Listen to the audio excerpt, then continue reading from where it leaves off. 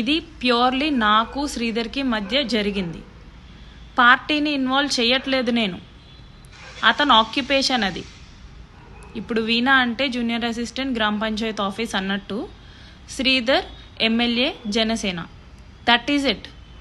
అక్కడ అతని పేరు జనసేన అనేసి వస్తుంది తప్ప జనసేన తప్పు కాదు. జనసేనది ఎలా తప్పు అవుతుందండి? ఒక మనిషి చేస్తే, జనసేన కూడా తెలియకుండా చేస్తే అది జనసేన తప్పెలా అవుతుందండి? పవన్ కళ్యాణ్ గారి తప్పెందుకు అవుతుంది? పవన్ కళ్యాణ్ గారిని ఎందుకు నిందిస్తారు? నేను చెప్పలేదే నిందించమని చెప్పి.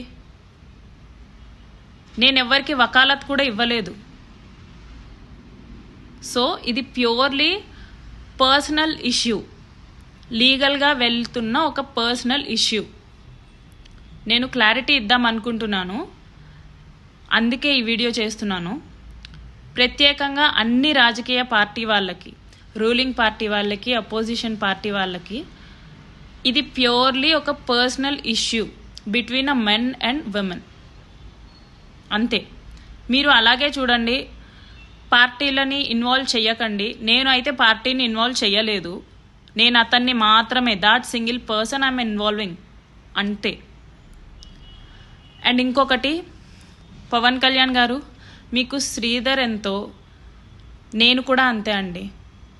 అతను మీ పార్టీ అయితే నేను మీ డిపార్ట్మెంట్ అండి. నేను మిమ్మల్ని ఎన్ని విధాలుగా అప్రోచ్ అవ్వాలని చూశానో నాకు తెలుసు. నేను మిమ్మల్ని ఎన్ని విధాలుగా అప్రోచ్ అవ్వాలని పడిన కష్టం నాకు తెలుసండి. అది జరగకపోయేసరికి ఇలా బయట పెట్టాల్సి వచ్చింది.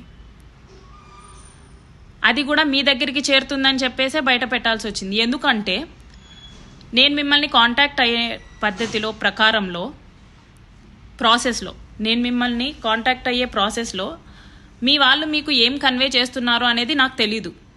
నేనైతే మీ వాళ్ళని కాంటాక్ట్ అయ్యాను టు డైరెక్ట్లీ మీట్ యూ. వాళ్ళు మీకు ఏమి కన్వే చేస్తున్నారో, కన్వే చేస్తుంది ట్రూతా కాదో నాకు తెలీదు. కానీ నేనైతే చాలా ఘోరంగా ట్రై చేశానండి మిమ్మల్ని కలవడానికి. ఎందుకంటే ఇది స్ప్రెడ్ అవ్వకూడదు అన్న ఒక ఉద్దేశంతో. మీరు పెద్దవాళ్ళు కాబట్టి, నేను మీ డిపార్ట్మెంట్, అతను మీ పార్టీ కాబట్టి మీరు చూసుకుంటారు అతన్ని అని చెప్పేసి నేను మిమ్మల్ని అప్రోచ్ అవ్వాలనుకున్నాను. కానీ అన్ఫార్చునేట్లీ అసలు నాకు కల్పించలేదు ఛాన్స్.